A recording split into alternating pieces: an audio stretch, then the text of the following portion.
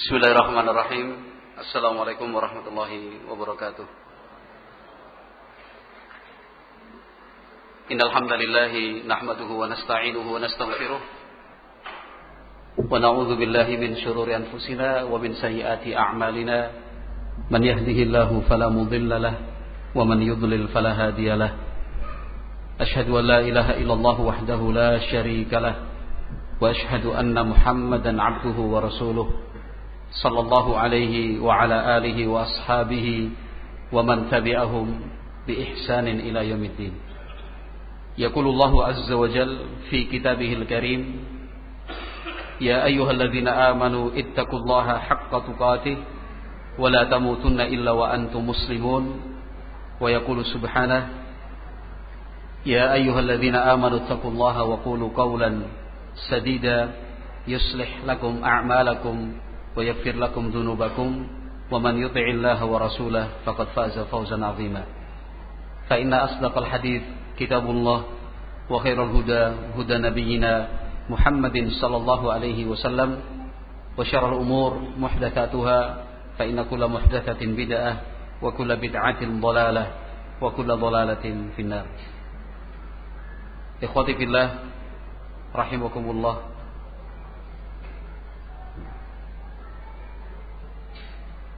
Jika kita membaca dalam konteks meneliti, dan bukan sekedar meneliti saja, tapi terus kita berusaha untuk menghayati, meresapi satu persatu dari aktivitas dan kegiatan para ulama kita jauh sebelum mereka adalah Rasulullah sallallahu alaihi wasallam dan sahabat-sahabatnya. Artinya sejak Nabi Muhammad sallallahu alaihi wasallam, lalu dilanjutkan dengan generasi sahabat, terus tabi'in, tabi'ut tabi'in, kemudian generasi yang setelahnya, yakni mereka-mereka yang berusaha untuk mengikuti serta meneladani dalam hal ibadah. Dalam hal ibadah pasti kita akan bisa mengambil kesimpulan alangkah hebatnya mereka, dan betul-betul hebat, sehingga seringkali kita merasa malu sendiri apabila kemudian membaca tentang aktivitas dan kegiatan mereka. Kita merasa kecil, seakan tidak berarti apa-apa di hadapan mereka. Akan tetapi itu bukan menjadi alasan untuk kemudian tidak berusaha untuk mengikuti jejak mereka. Itu tidak bisa dijadikan alasan. Justru kita termotivasi dan terdorong untuk semaksimal mungkin mengikuti jejak-jejak mereka. Ikhwati fillah rahimani wa rahimakumullah. Yang saya maksud dengan betapa hebatnya mereka dalam hal ibadah adalah mereka melakukan sesuatu yang betul-betul di luar bayangan kita bisa melakukannya juga. Sesuatu yang sebagian kecilnya sudah kita anggap sebagai beban besar, bahkan sebagian menganggap itu sebagai seakan siksaan. Mereka para ulama kita yang berlipat-lipat dari itu dijalani dan dirasakan sebagai sebuah kesenangan dan kelezatan. Nanti saya akan berikan contohnya. Saya ulangi kembali, setelah kita teliti, kita baca telaah itu tentang aktivitas dan kegiatan para ulama kita sejak Nabi Muhammad tentunya sallallahu alaihi wasallam, sahabat, tabi'in, tabi'ut tabi'in, seterusnya. Kita akan bisa mengambil kesimpulan, saya ulangi kembali. Kita bisa mengambil kesimpulan bahwa sesuatu yang sebagian kecilnya menurut kita itu sudah berat, susah. Sesuatu yang sebagian kecilnya sudah kita nilai sebagai beban. Bahkan kita merasa ingin lepas dari itu. Padahal ini ibadah.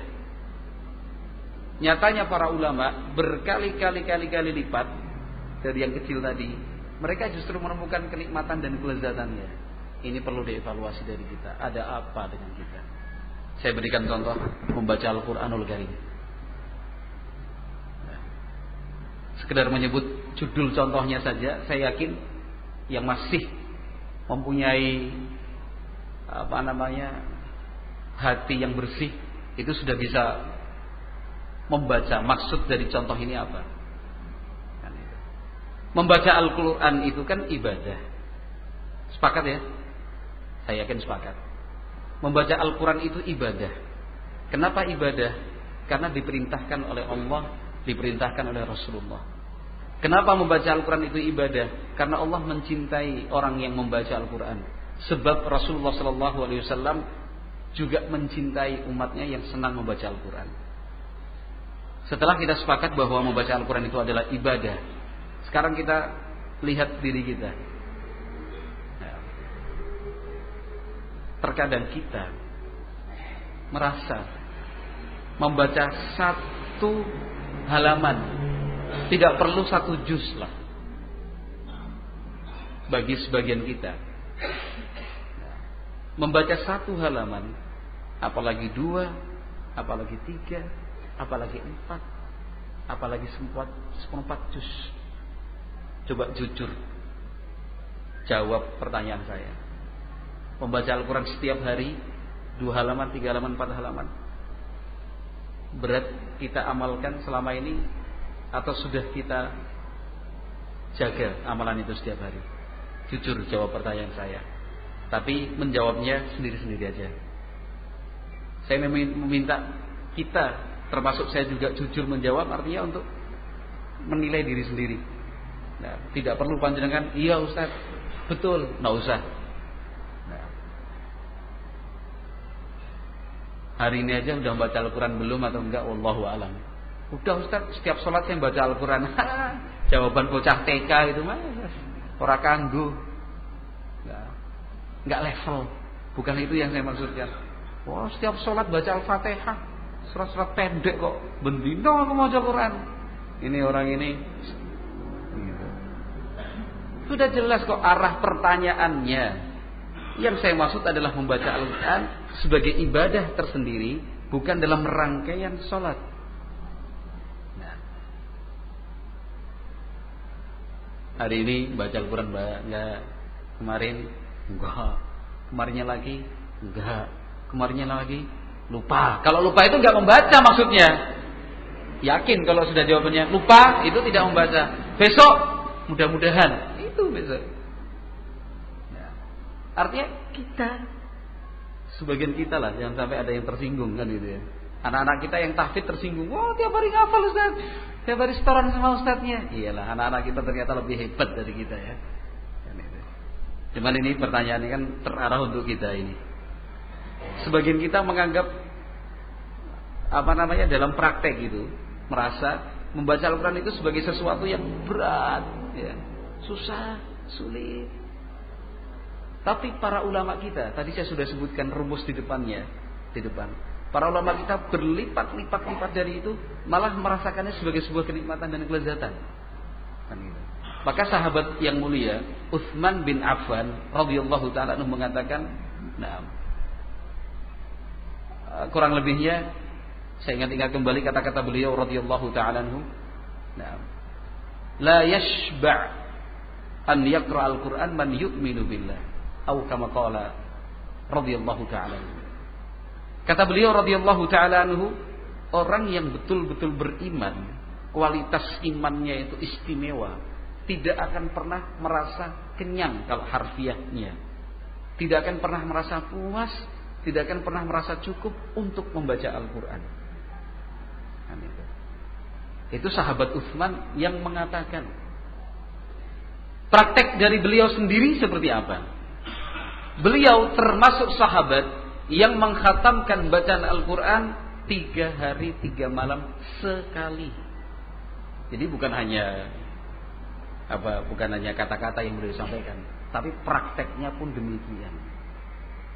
Itu sahabat siapa? Sahabat Utsman bin Affan radhiyallahu taala. Sudah cukup jelas dengan contoh saya ini? Atau sudah mulai ngantuk ini? Kalau sudah mulai ngantuk, sebentar lagi kita tutup, santai aja. Kita tidak ingin memberatkan umat. Gitu Pak Yono ya? Tidak ingin memberatkan umat. Gitu Pak Joko? Gitu. Tidak ingin memberatkan umat. Kalau sudah mulai ngantuk, angkat tangan aja, Ustaz, ngantuk Ustaz. Oke. Naam. Kita tutup sampai di sini. Tadi rumus di depan sudah saya sampaikan. Ketika kita melakukan evaluasi, nyatanya ibadah sesuatu tadi saya katakan yang sebagian kecilnya kita anggap susah, berat, sulit, bahkan kita pengen menghindar sejauh-jauhnya. Ternyata para ulama kita berkali-kali lipat itu merasakannya sebagai sebuah kenikmatan dan kelezatan. Contoh pertama apa?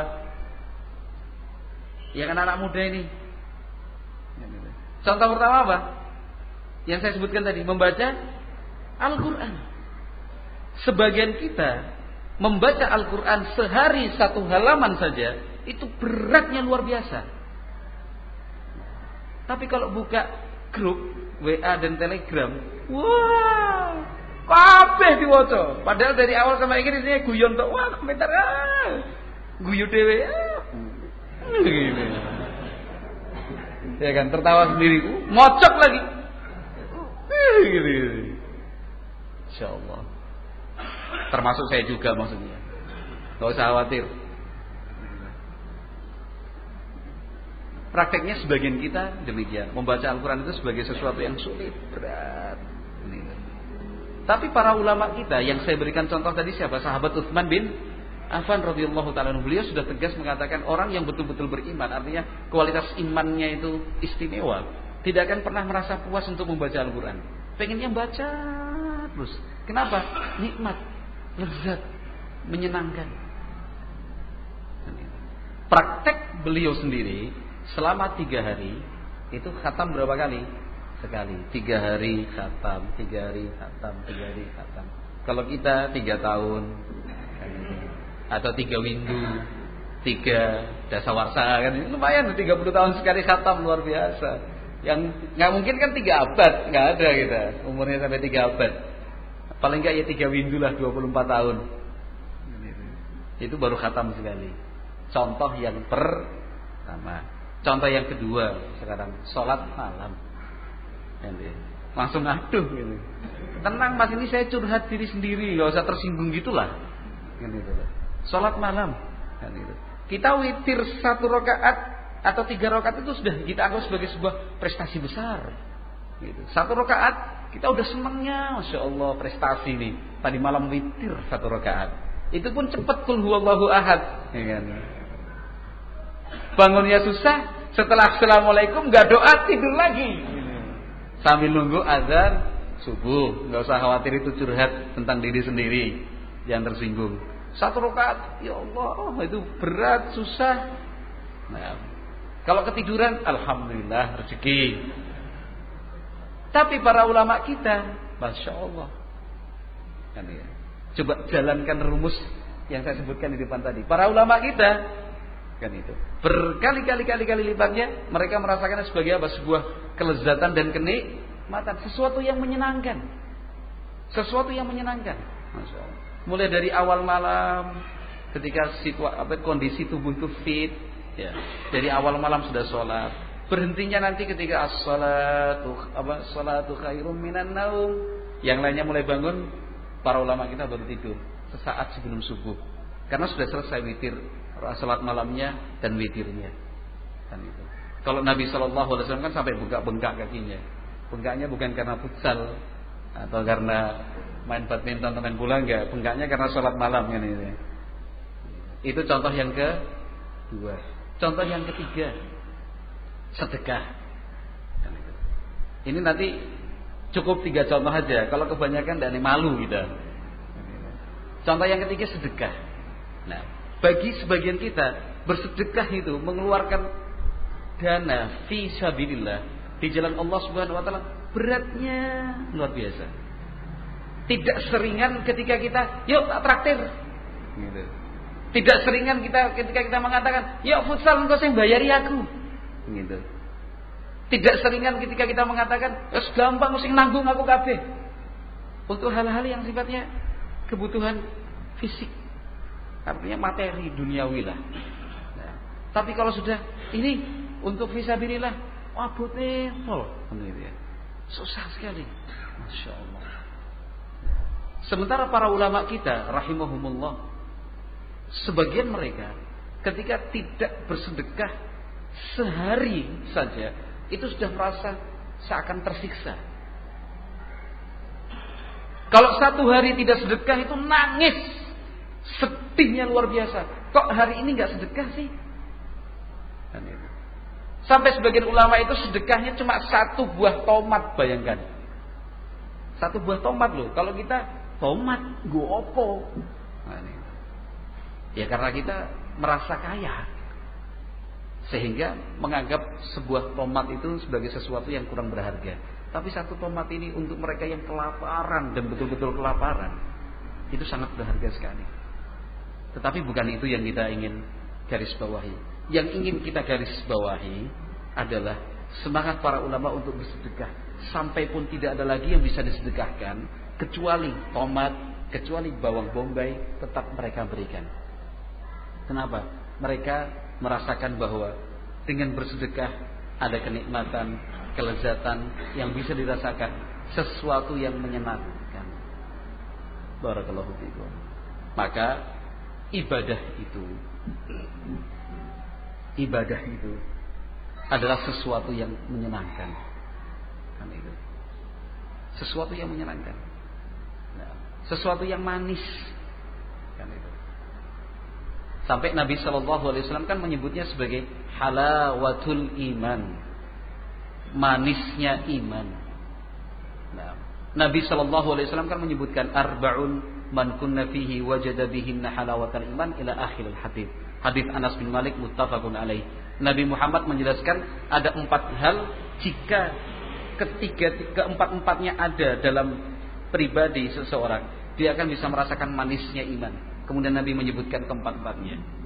Karena titik pembahasan kita bukan keempat-empatnya, tapi ternyata yang namanya iman, ibadah, amal saleh itu ada titik manisnya, ada titik lezatnya, ada titik nikmatnya, menyenangkan. Ikhwati fillah rahimani wa rahimakumullah, berdakwah pun demikian.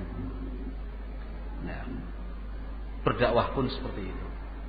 Nah, bagi sebagian kita terlibat dalam aktivitas dakwah sedikit saja sudah dianggap sebagai sesuatu yang sulit, berat, membebani. Bahkan sebagian kita berusaha untuk menghindar dari beban dakwah. Ojo aku, ora iso, jangan saya, sibuk aku, sing liyane wae. Etok-etoke tawadhu padahal lari dari tanggung jawab. Aku wedi mas nek ora amanah. Alasan-alasan ini kurang lebih sama dengan 3 contoh yang saya sebutkan sebelumnya. Sementara para ulama kita, mereka rahimahumullah menjalankan tugas dakwah yang beban dan beratnya berkali-kali lipat dibandingkan dengan beban dakwah yang dibagi-bagikan untuk kita. Mereka merasakannya sebagai sebuah kenikmatan, kelezatan, dan sesuatu yang menyenangkan.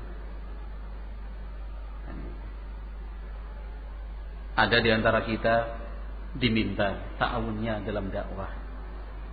Kan itu. Pak, ini kelas 5, pelajaran matematikanya tidak ada pengajar. Mbok ya minta tolong 1 minggu 1 jam mata pelajaran saja untuk mapel matematika kelas berapa tadi? Kelas 5. Wah, aku sibuk mas, aku ra iso aku banyak banget alasannya. Masya Allah. Nah, padahal kan bukan sesuatu yang berat sebenarnya. Cuma 1 jam mata pelajaran 40 sampai 45 menit. Itu pun materinya bukan materi yang susah-susah banget gitu. Kan itu. Bukan yang pakai rumus-rumus yang jelimet itu, enggak. Cuma perkalian, pertambahan, pengurangan, penjumlahan, pembagian. Itu aja kan yang diperlukan sebenarnya matematika. Nah, semua rumus ya akhirnya kembali kepada 5 hal itu. Nah, kan gitu. Tambah-tambah, kurang-kurang, bagi-bagi, kali-kali. Terus bagi-bagi. Nah, itu. Paling enak terakhir itu bagi-bagi itu. Nah, itu. Aduh, gak bisa ya. Matematika.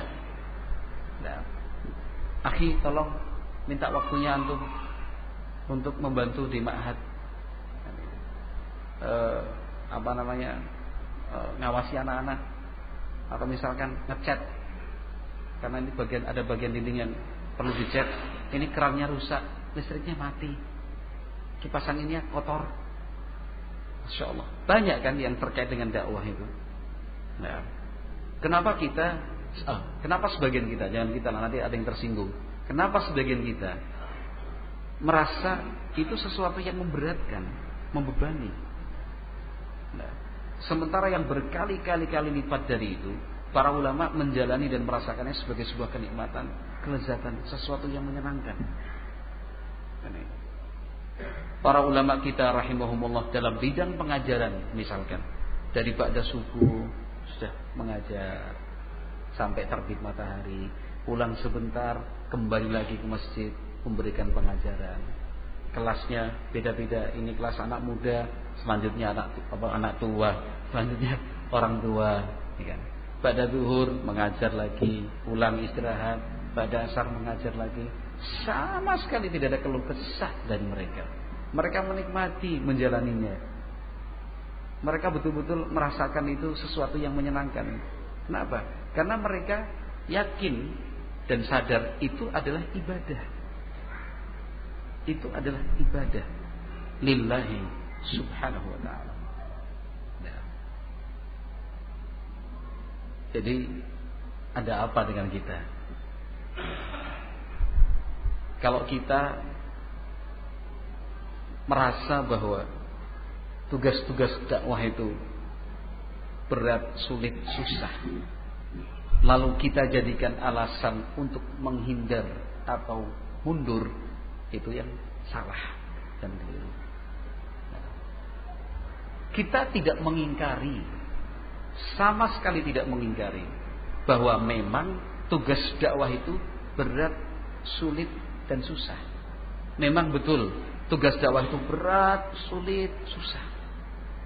Nah, tetapi yakinlah ketika berdakwah itu dijalankan sesuai dengan aturan-aturan yang sudah ditetapkan Allah, aturan-aturan yang sudah disampaikan oleh Rasulullah SAW, yang berat, yang sulit, yang susah itu akhirnya berubah menjadi sebuah kenikmatan dan kelezatan, sesuatu yang menyenangkan. Nah, Nabi Muhammad SAW coba menjalani dakwah itu. Nah, selama 23 tahun, siang malam, semuanya dikorbankan, diperjuangkan oleh Nabi SAW. Apa yang tidak beliau jadikan sebagai pengorbanan? Nah, tubuh, fisik, harta, darah, ya, jiwa, keluarga, semua demi jalan dakwah. Nah, apakah itu dijalani oleh Nabi Muhammad SAW sebagai sesuatu yang memberatkan, kemudian beliau menghindar? Tidak kan? Beliau tetap jalani sampai istiqomah sampai akhir hayatnya, Sallallahu Alaihi Wasallam. Nah, ternyata yang perlu kita perbaiki itu sudah disebutkan oleh Allah Subhanahu wa taala di dalam Al-Qur'anul Karim. Allah Azza wa Jalla berfirman dalam Al-Qur'an, "Wasta'inu bis-sabri was-salah wa innaha lakabiratun illa 'alal khashi'in." Mintalah pertolongan kepada Allah dengan selalu bersikap sabar. Nah, dengan menjalankan sholat untuk memperoleh pertolongan dari Allah, langkahnya sabar. Yang kedua, sholat yang wajib, yang sunnah, tata laksana sholatnya atau kaifiyah tata caranya itu yang sesempurna mungkin sesuai dengan tuntunan dari Nabi Muhammad sallallahu alaihi wasallam. Selanjutnya Allah menyatakan dalam firman-Nya, "Wa innaha lakabiratun illa 'alal khashi'in." Dan sesungguhnya hal itu terasa berat kecuali bagi mereka yang mempunyai khusyuk di dalam hatinya. Ini jawabannya. Nah, ternyata pekerjaan rumah kita, tugas kita adalah menemukan khusyuk itu. Mempunyai dan memiliki khusyuk di dalam hati.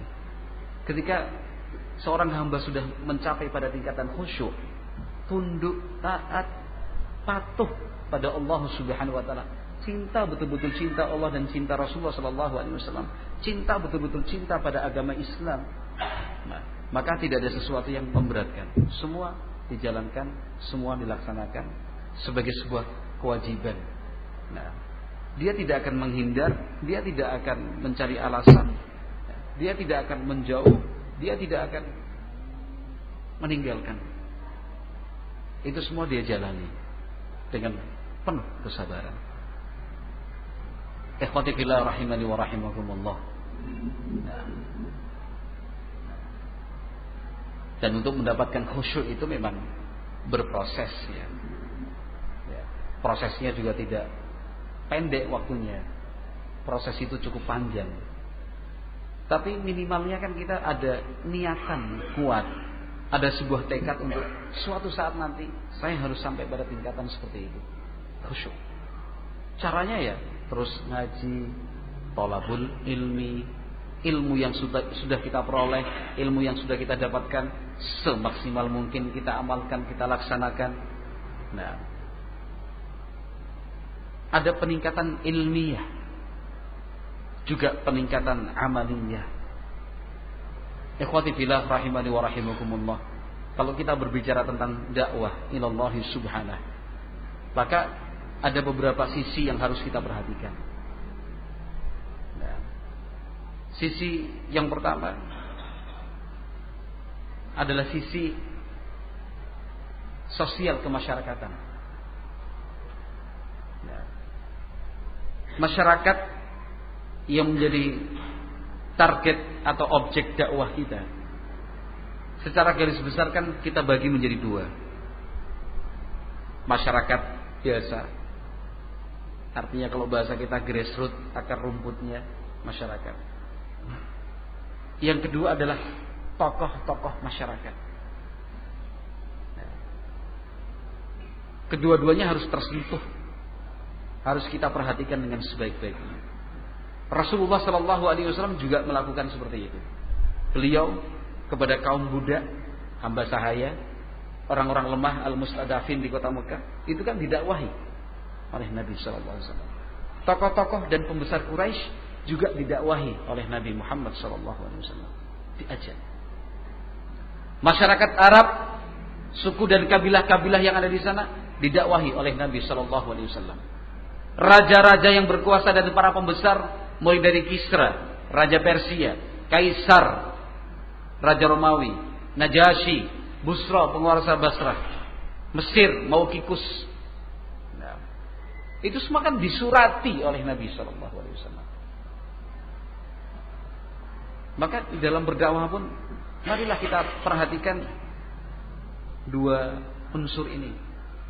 Nah, dimanapun kita berada, sebisa mungkin kita baik secara komunikasi dengan tokoh-tokoh pimpinan, unsur atasan. Yang bawahan kita juga berkomunikasi secara baik. Kalau misalkan di real kan, nah, kepada Pak RT, Pak RW, Pak Dukung, Pak Lurah, Pak Camat, kita punya komunikasi yang baik. Kepada masyarakat ya, di tingkat RT, masyarakat tingkat RW, masyarakat tingkat pedukuhan, masyarakat tingkat pedesaan, kita juga baik. Nah, kita aktif untuk silaturahim ke Pak RT, ke Pak RW, ke Pak Lurah, aktif. Nah, sekedar silaturahim, menjalin komunikasi. sehingga kita tidak dinilai orang yang mau menang sendiri. Ketika perlu surat datang, tidak ada keperluan nggak pernah datang. Nah, harus baik hubungan itu, terutama di sekitar pondok sini. Itu harus diperhatikan betul-betul. Mudah-mudahan itu sudah terlaksana dengan baik. Begitu Ustaz Nul. Alhamdulillah kan ya. Kalau menurut cerita-ceritanya loh, kan baik kita pihak pondok, pihak masjid dengan ketua RT. Bukan cuma RT di sini aja, RT sebelahnya, RT sebelah sana, seberang jalan juga. Baik, komunikasi. Cukup silaturahim. Enggak perlu banyak-banyak orang. Yang bertugas 2-3 orang. Sebisa mungkin yang jenggotnya udah putih. Karena akan lebih dihormati. Siapa yang jenggotnya putih ini? Oh, Pak Yono. Pak Yono ya. Lebih dihormati kan ini. Oh iya Pak, nggih. Cuma silaturahim Pak, kami dari pondok Al-Ikhtisam Tambak Boyo kan gitu. Ya, apa namanya? Minta maaf lah kalau misalkan kami kan sering adakan kegiatan di pondok, mungkin mengganggu, barangkali membuat kebisingan, atau ada warga bapak yang merasa kurang nyaman, ya saya mewakili teman-teman minta maaf. Kalau kita datang terus terang minta maaf gitu nggak akan mungkin. Iya Pak, enggak. Iya ya Pak, sama-sama Pak. Enak kan? Kan itu. Ke RW juga begitu. Pak Lurah pun seperti itu. Jadi di tingkat atas ini kita sentuh. Gitu. Di polseknya, di koramilnya. Bisa dibantu Pak Joko nanti kan ya? Pak Joko? Siap kan itu ya. 86 pokoknya. Kan itu. Jadi hubungan kita baik. Paling tidak kita punya kenalan satu anggota di polsek, satu anggota di koramil. Sehingga ketika terjadi apa-apa, kita sudah komunikasinya baik, lancar. Kan itu. Itu yang tokoh masyarakatnya. Yang akar rumputnya ini masyarakat kita juga, tetangga-tetangga masyarakat di sekitar kita yang bukan ketua RT, bukan ketua RW, tapi anggota RT, anggota RW. Kita pun tetap baik. Ditugaskan siapa? 2-3 orang yang asli Semarang lah. Kan itu. Dibuat rutin, ada schedule kunjungan. Kan itu. Ada schedule kunjungan. Bahasanya minta maaf. Nanti apa Ustaz yang mau disampaikan? Minta maaf. Nah, jangan merasa kalau kita membuat kegiatan mereka tidak terganggu. Mungkin ada yang sakit gigi, ya. Ada yang baru melahirkan, ada bayi kecil. Ya, bayi mesti kecil ya. Ada bayi baru lahir kan itu. Atau ada kegiatan yang lain kita wang biasa aja. Mereka merasa terganggu, kita minta maaf Pak. Kami dari pondok sowan silaturahim. Ada apa Mas? Tidak mau minta maaf aja mungkin.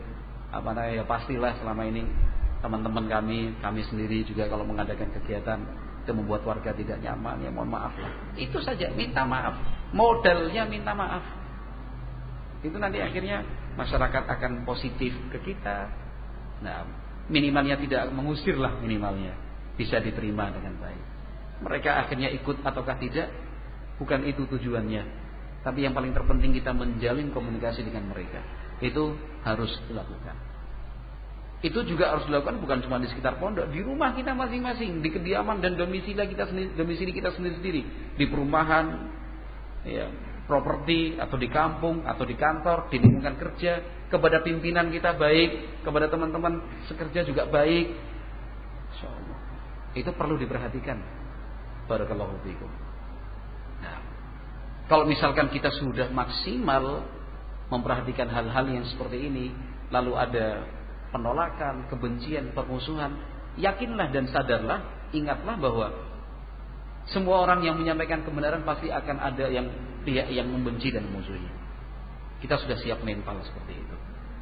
Nah, para nabi dan para rasul saja dimusuhi dan dibenci oleh masyarakat dan kaumnya sendiri.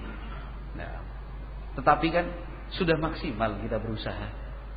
Nah, tapi kalau kita tidak melakukan usaha-usaha seperti tadi, lalu masyarakat kita berprasangka buruk, menuduh kita yang macam-macam, yang salah kita. Kenapa kita tidak bisa bersosialisasi dengan baik? Nah, bersosialisasi dengan baik, berkunjung pada waktu-waktu yang memungkinkan. Karena pada waktu-waktu yang ketika komunikasi itu terjalin baik, masya Allah, alhamdulillah. Nah, tugas seperti ini, tugas kita bersama. Tugas seperti ini adalah tugas kita bersama. Bukan yang tua-tua saja, yang muda-muda saja, enggak. Semuanya bersama-sama. Nah, barakallahu fikum. Nah, kita wallahu alam, apakah pernah memberikan pemberitahuan kepada masyarakat yang satu gang ini tentang jadwal kegiatan rutin kita di sini? Jangan hanya RT-nya saja. Tadi kan saya sudah bilang, ada unsur pimpinan, ada unsur masyarakat biasa. Sekedar pemberitahuan. Kan itu. Pemberitahuan satu isinya minta maaf. Insyaallah kita kalau senang minta maaf, masyaallah.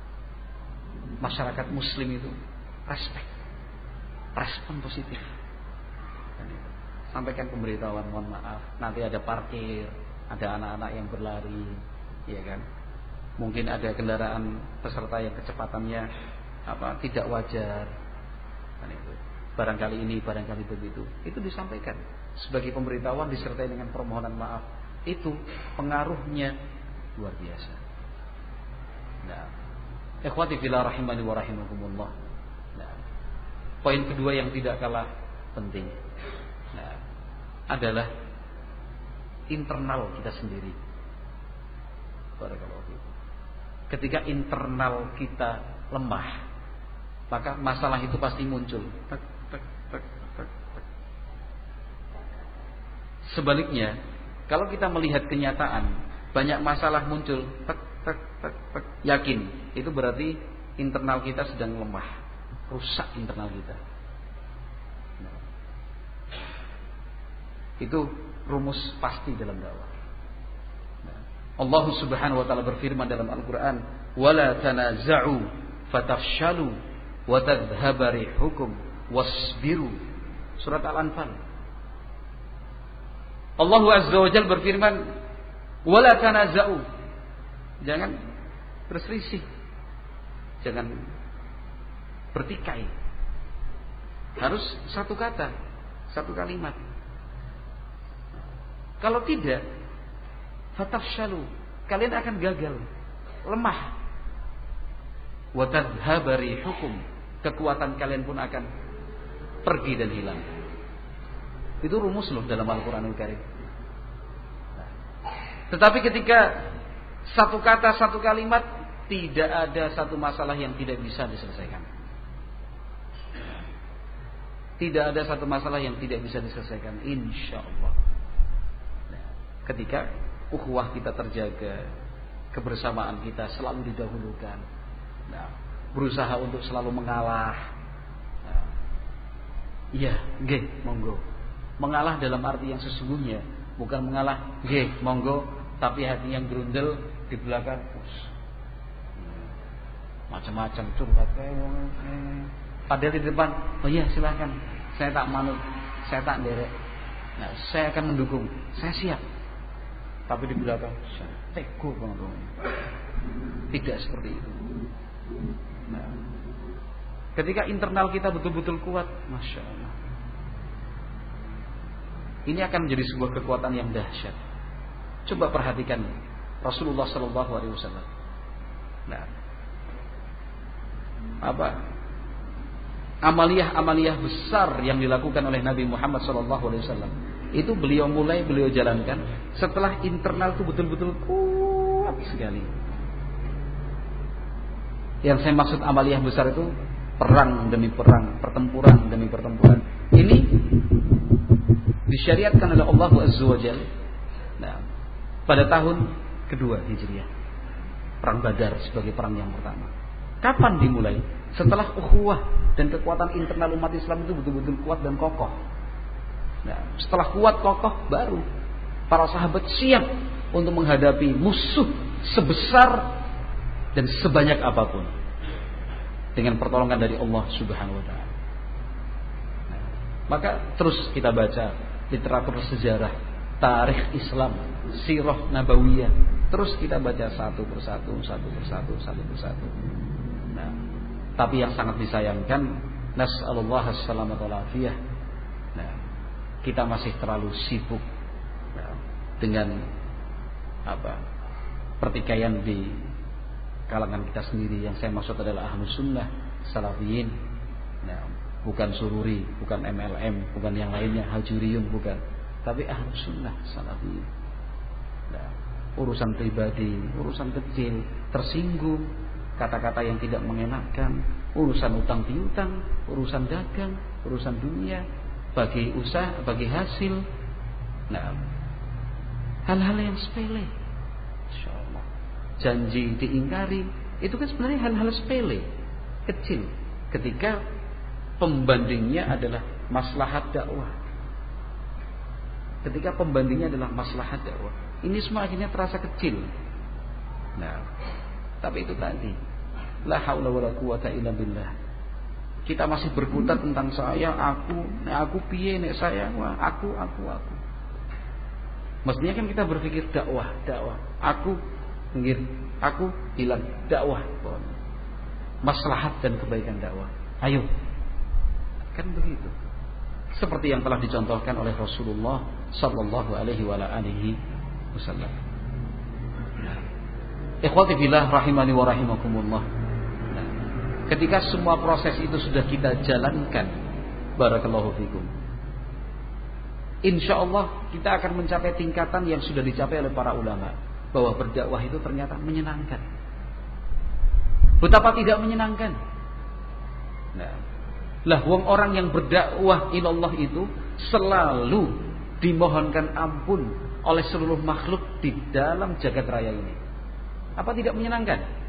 Setiap saat, setiap detik, setiap waktu, malaikat-malaikat Allah itu mendoakan ampunan, memohonkan ampunan buat para pelaku dakwah. Bukankah Rasulullah sallallahu alaihi wasallam menyatakan dalam hadisnya yang sahih, "Innallaha wa malaikatahu wa ahlas samawati wal ardi hatta al-hut fil bahri wan namlatu fi juhriha la yusalluna 'ala muallimin nas al-khair." Kata Nabi sallallahu alaihi wasallam, sesungguhnya Allah, seluruh malaikat, penduduk langit dan penduduk bumi, sampai ikan di dalam air, semut dalam lubangnya, selalu mendoakan kebaikan, memohonkan ampunan untuk mereka-mereka yang mengajarkan kebaikan dan yang terlibat dalam pengajaran kebaikan itu, yaitu dakwah.